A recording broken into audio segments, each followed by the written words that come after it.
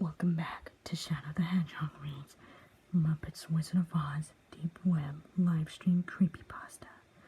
I'm Shadow the Hedgehog. Now let's continue where we left off, shall we? Suddenly, Miss Piggy as Wicked Witch of the West appeared. She was under the trailer when she was then crushed to death. Dorothy gagged when she saw stuffing everywhere.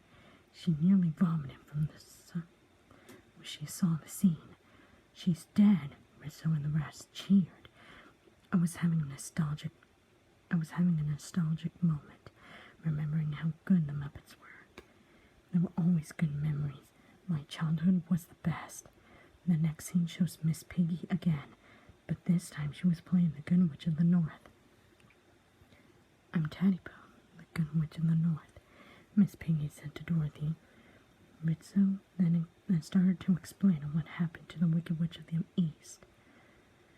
Dorothy tells the Good Witch of the North that she wants to be a singer, so Miss Piggy tells Dorothy to wear the silver shoes and said they have magical powers.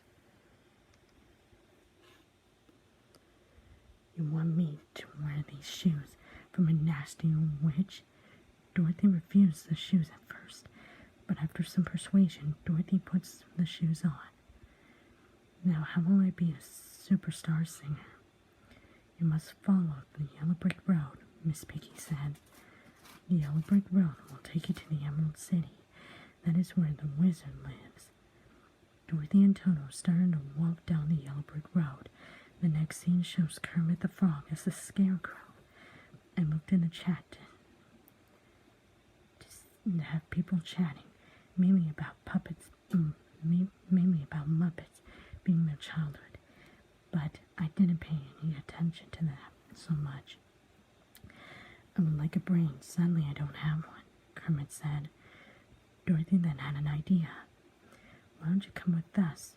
We're on our way to see the wizard in Emerald City. Dorothy invited Kermit to come along with her and Toto, so Kermit accepted the invite. The next scene transitioned to Dorothy and her friends running into Gonzo.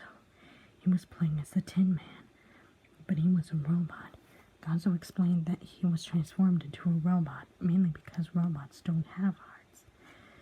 And without a heart, I couldn't love Camellia, my chicken girlfriend, Gonzo explained. We're on our way to see the wizard in the Emerald City. Maybe he can help you too. Dorothy invited Gonzo to come with her, Toto and Kermit. And the next scene fades into a spooky forest. It looked like one from the 1990s movies, but with more creepiness in it. The gang soon runs into Fozzie Bear, who was playing the Cowardly Lion.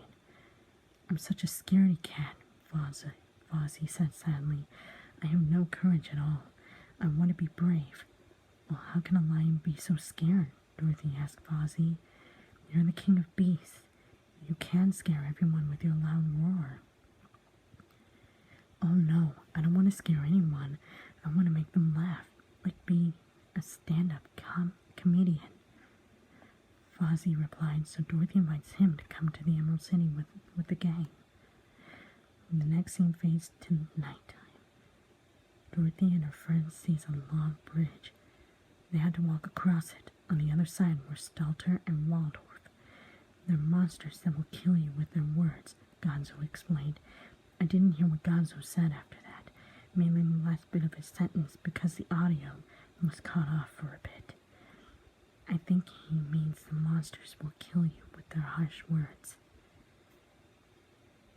Dorothy and her friends ignored Stalter and Waldorf. As they crossed the log, they came across a bar called Poppy Fields. What's that? Dorothy was confused, so she and her friends walked inside the bar anyway. It looked like a nightclub. They hung around for a few minutes, but Fozzie and Dorothy fell asleep due to the poppies putting them to sleep. Kermit and Gonzo got Pepe out of the bar, just to prevent him from falling asleep.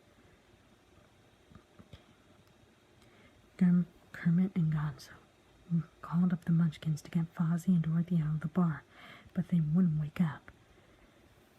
Gonzo used his chest paddlers and woke up Dorothy. Fozzie soon woke up a few minutes later. What did I miss? Fozzie asked. Those puppies in the bar put you and Dorothy to sleep, Kermit explained. Dorothy walked up to see Emerald City. It wasn't far, as she and her friends were excited. When Dorothy and her friends got to the gates of Emerald City, a guard refused to let them in. After Pepe explained about Dorothy defeating the Wicked Witch of the East, the guard lets them inside Emerald City. The next scene transitions to the inside of Emerald City, where Dorothy and her friends walked inside. Scooter sees Dorothy and leads her and her friends to see the wizard. Fozzie went inside first. When he walked inside, the wizard was like a dragon from Shrek. I am Oz, the great and powerful. Who the heck are you? The dragon asked. I'm the Cowardly Lion. I want to be a stand-up comedian, Fozzie explained. The dragon nodded and asked him to tell a joke. But with Fozzie's stage fright, he was dismissed. Kermit walked inside next. The wizard wasn't a dragon anymore. Instead, he was looking like Plasmus from Teen Titans. I was starting to wonder, did Steven make this movie? Well, if that's the case, he might be lying to me, mainly about his age. I am Oz, the great and powerful. What do you want? The sludge person asked. His voice was sounding very unsettling, almost like a demon mixed with a roar. I'm coming to ask for a brain, Kermit replied. After he was dismissed, Gonzo walked inside to see a fairy. She looked like Tinker Bell from Peter Pan. Now what brings you here, handsome? The fairy asked. I'm here looking for a heart, Gonzo replied. The conversation went on for a few minutes until Gonzo was dismissed and Dorothy walked in. The wizard was now an ogre head. It looked like Shrek for some reason. Are you the girl who wanted to be a star? The one who wanted to be a star? Excuse me, the ogre asked. Dorothy nodded. Then bring me the Wicked Witch of the West's magic eye. Dorothy didn't understand at first, so she gave the ogre a confused look. Okay, so the Wicked Witch of the West uses her eye to see the all of Oz. If you cross the mountains of you know what, you remove the eye and bring it back to me. The mountains of fire. Okay. You remove the eye and bring it back to me. Your dreams will come true and your friends' wishes as well. Dorothy agreed to that without question. Now, I noticed a lot of people were still talking about random stuff, but I noticed something. Steven never spoke or chatted in the chat at all.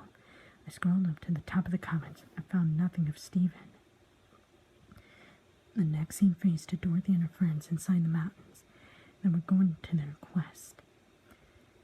Meanwhile, Miss Piggy, as a Wicked Witch of the West, was seeing what was happening from her magic eye. What we have here? What have we here? Intruders? She asked in a wicked voice. She noticed Dorothy wearing silver shoes. How dare she get the shoes? She'll be the one who will be very sorry. Miss Piggy sees Sal and another of her workers doing her stuff. They were getting the bathtub ready for her. When Miss Piggy mentions intruders, she had a few nasty plans, but some of them weren't working out. Then she had the best plan ever.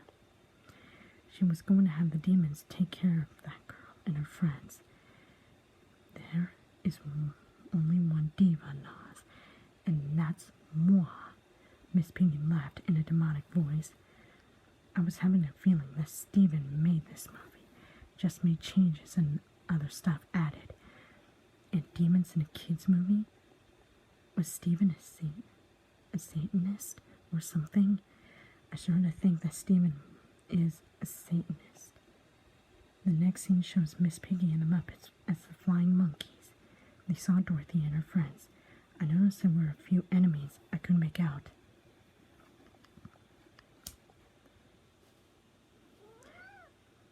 They they were the demons I saw. I saw the monsters from the Doom games. In fact, the monsters were the same graphics as Doom 3 used for them. They were looking very scary. I don't remember playing Doom 3 that well, but I do remember their names of playing Doom in the past. And this is where I will stop for part 2. Stay tuned for part 3 of Shadow the Hedgehog Reads Muppets Wizard of Oz Deep Web live stream creepypasta.